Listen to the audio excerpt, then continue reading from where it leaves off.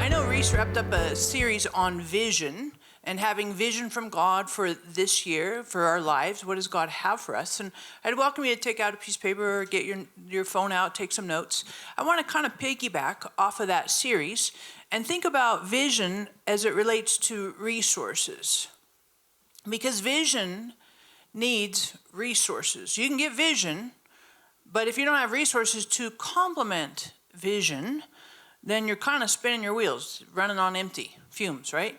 So I want to talk about that and look at what that could be in your life. And I always think it's helpful to look at somebody in the Bible, to kind of hang your hat on, look as an example to do, not do, maybe to kind of spur your own thoughts about your life. And so we're going to look at Peter today. And Peter is an interesting guy, one of the closest followers of Jesus. And you can read about the vision that Jesus put in Peter's life, really from almost the beginning of the first time they met.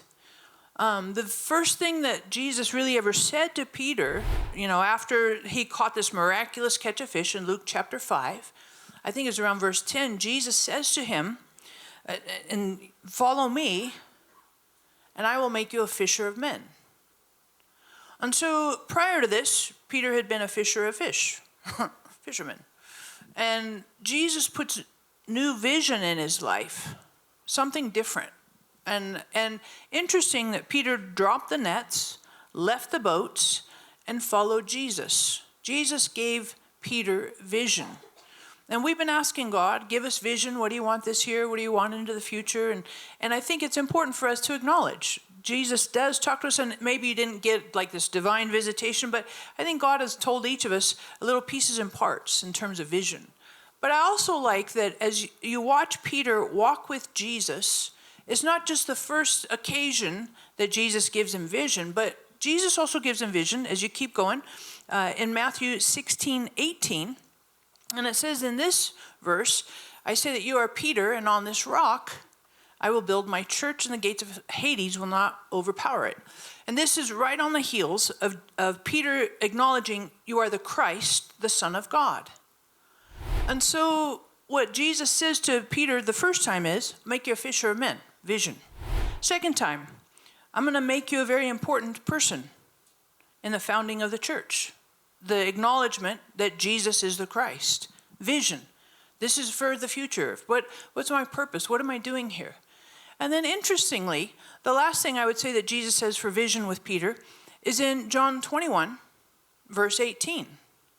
And this is after Jesus had been crucified, risen from the dead. Jesus had made breakfast for Peter. Remember, Peter had denied Jesus 3 times. And interesting, this is when Jesus says to Peter, do you love me? I love you. Feed my sheep. And you might recall some of that. And after these 3, do you love me? Do you love me? Do you love me? Yes, Lord, I love you. You know everything. I love you. Then Jesus says to Peter, again, vision.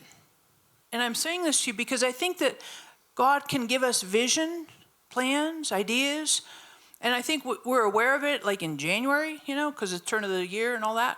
But let's be conscientious that God can do that throughout the year, not just January. It's convenient in January because that's the way we think, but appreciate that God thinks kind of in ways that go way beyond our natural anticipation. So God can speak to you throughout the year. And also what Jesus says to Peter here is interesting. Truly, truly, I say to you, when you were younger, you used to gird yourself, means put your own clothes on, and walk wherever you wanted. But when you grow old, you will stretch out your hand. Someone else will clothe you and bring you where you don't wish to go. And sometimes vision that God tells us, we don't like. And I don't know about you, but sometimes we're like, God's not talking to me. God is talking, you just don't like what you're hearing. Right? And I remember growing up, I used to hang out at a friend's house, and the wife would talk and say something to the husband at the dinner table, and the husband was just like oblivious. And I asked my friend, I was like, what is that? And she said, it's wife deafness. He just puts her on mute. Like it's just and I think sometimes we do that with God. We don't like what we're hearing. And sometimes the vision that God gives us or things that he shows us, we don't want to hear that. But nevertheless, it's still vision. It's still vision.